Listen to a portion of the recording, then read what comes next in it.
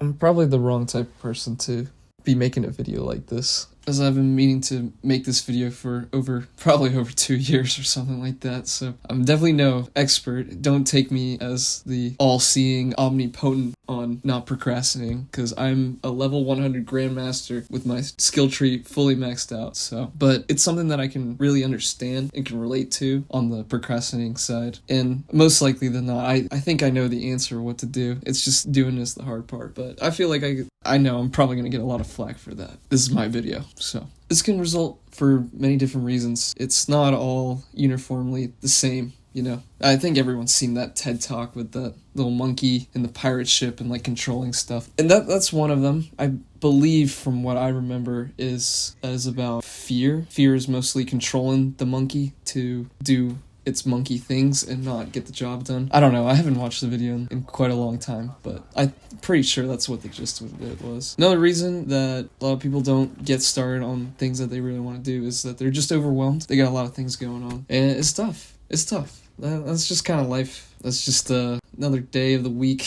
for a lot of people. So that's another big thing, is just being scatterbrained, being all over the place just mentally and physically. You know, I think a lot of researchers and people looking into this type of issue is that a lot of times that your room's a good reflection of your state of mind, and half the time, just looking around, I would say I am pretty scattered most of the time. And then another one that I found that can be a real struggle is that it's something that you want to do, but it's not something that you really want to do intrinsically. Not something motivated from the inside. It's some kind of external thing that you gotta do, whether that's doing the chores, doing homework assignments, school, like you name it. I'm sure everyone can find an example of that. That's like another big thing. So it's really hard to start that motor without something that you really value.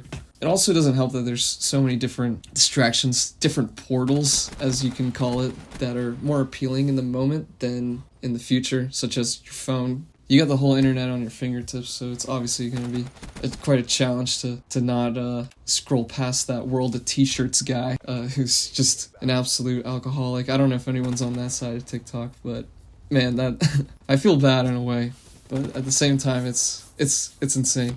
I guess the next thing to do is, how do you fix this? How do you even overcome this?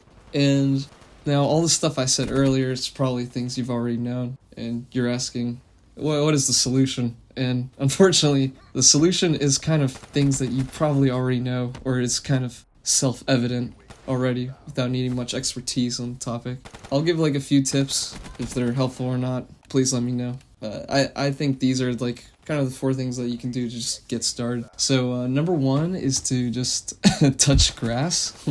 Like literally just going outside makes things just feel so much better. Something about that air is just, it can't compete with inside air. I think Mac Miller really put that well in one of his songs. I can't remember what, where he said that sunshine don't feel right when you're inside all day. It really does make a difference for some reason. I guess it's some kind of biological thing that works, probably like with your circadian rhythm or something. I don't know. But going outside and like, you know, really experiencing the world, not being inside all day makes quite a bit of a difference. When you look back on your days, take into account how long you spend in your room or somewhere more enclosed, because more likely than not, that's a big factor into affecting your productivity. So just stretch out the legs, get the hammies going. That's a good step.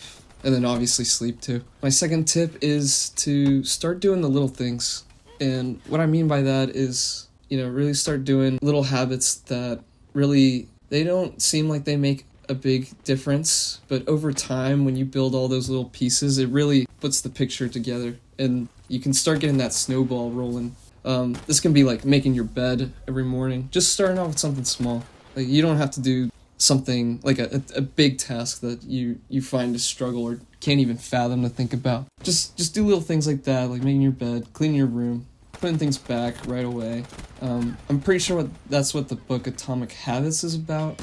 I don't know. Again, I didn't read it, but I can just assume that it's maybe something about that. Really building on that momentum to leverage it into the way that you want it to go. Yeah, like I said earlier, momentum goes both ways. You can snowball into something more productive, or can snowball into things less productive. Maybe you start not eating as well, eating more junk food, not going outside as much. That can quickly snowball the other way. So make sure you use that to your advantage to really fully optimize yourself. I guess. I don't know why I'm describing you guys as a computer. Then my third tip is, start liking to do the things that are hard to do. And it kind of goes along with doing the little things. A lot of times these are not things you're not really looking forward to do. Like, I don't know what psycho says, like, yeah, I'm so ready to take out my contacts, or I don't know. Like, oh, I can't wait to floss.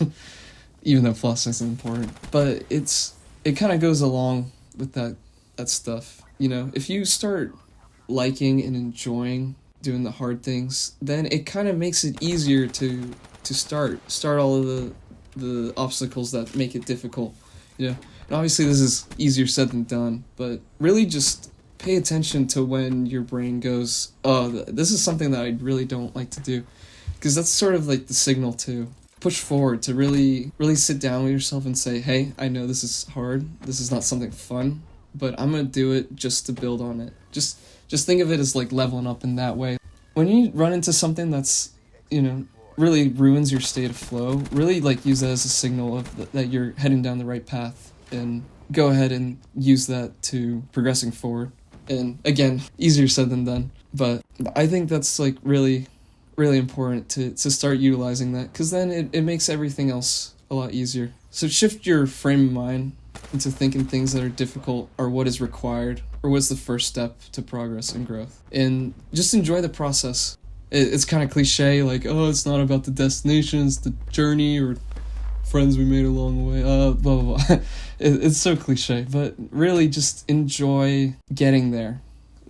That's a big difference. That's what a lot of, at least, quote-unquote, successful people really say help them bolster their journey, is to just enjoy the grind, enjoy putting your head down and doing these things. Finally, my last tip into trying to do all these things is to not be too hard on yourself when you're not consistent with it every day. Because there's going to be some variance along the way. Everything's going to not be perfect. So don't expect it to be on top of everything all the time, because that's just unrealistic. Some days you're just going to wake up and be like, I do not want to leave. I don't want to start my day. And so you stay up all nice and cozy in your bed until the very last minute, and you're like, okay. It's all right. It's just another thing you got to accept. Just take it one step at a time. So pretty much to wrap up, I think everything that we discussed can be summed up by this Minecraft analogy that I just came up with. If you're able to take one thing from this video. Why go to the Nether when you can enjoy so many things in the real world? It's less dangerous, and there are more enjoyable things to do there. Well, traversing through the Nether is what is required in order to get to the end. Just don't sleep in the Nether for too long, or else you'll blow up. But what do I know? I'm just a 21-year-old still trying to figure everything out too.